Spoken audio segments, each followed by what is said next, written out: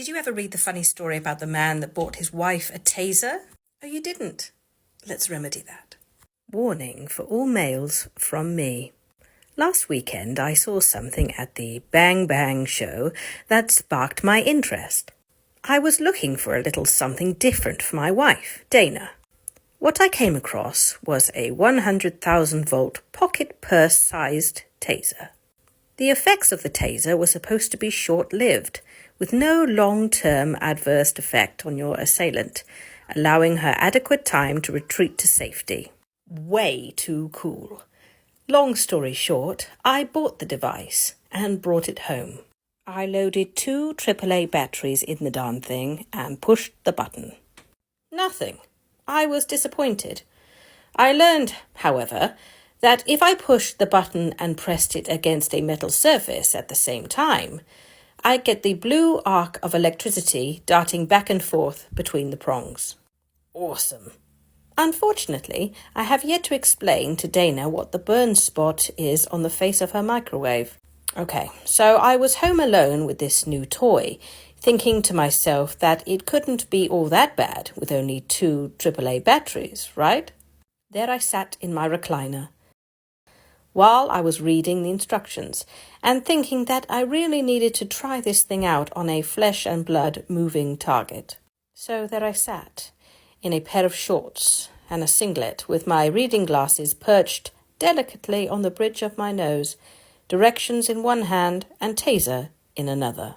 The directions said that a 1-second burst would shock and disorient your assailant. A 2-second burst was supposed to cause muscle spasms and a major loss of bodily control, and a 3-second burst would purportedly make your assailant flop to the ground like a fish out of water. Any burst longer than 3 seconds would be wasting the batteries. All the while I'm looking at this little device, measuring about 5 inches long, less than 3/4 of an inch in circumference, loaded with 2 itsy-bitsy AAA batteries. Pretty cute, really, and thinking to myself, no possible way. What happened next is almost beyond description, but I'll do my best. I'm sitting there alone, the cat looking on, with his head cocked to one side, so as to say, "Don't do it, stupid." Reasoning that a 1-second burst from such a tiny little old thing couldn't hurt all that bad, I decided to give myself a 1-second burst, just for heck of it. I attached the prongs to my naked thigh, pushed the button, and... Holy Mother of God! Weapons of mass destruction, what the... I'm pretty sure Hulk Hogan ran in through the side door, picked me up in the recliner, then body slammed us both on the carpet, over and over and over again.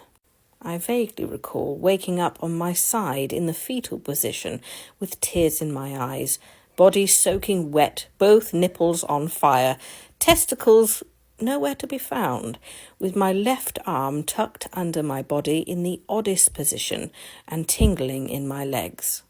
The cat was making meowing sounds I've never heard before, clinging to a picture frame hanging above the fireplace, obviously in an attempt to avoid getting slammed by my body flopping all over the living room. Note, if you ever feel compelled to mug yourself with a taser, one note of caution. There is no such thing as a 1-second burst when you zap yourself. You will not let go of that thing until it is dislodged from your hand by a violent thrashing about on the floor. A 3-second burst would be considered conservative. A minute or so later, I can't be sure, as time was a relative thing at that point, I collected my wits, what little I had left, sat up and surveyed the landscape. My bent reading glasses were on top of the TV. The recliner was upside down and about 8 feet or so from where it originally was. My triceps, right thigh, and both nipples were still twitching. My face felt like it had been shot up with Novocaine, and my bottom lip weighed 88 pounds. I had no control over the drooling.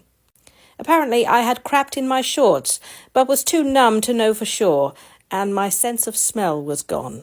I saw a faint smoke cloud above my head, which I believe came from my hair. I'm still looking for my testicles, and I'm offering a significant reward for their safe return. P.S. My wife can't stop laughing about my experience, loved the gift, and now regularly threatens me with it.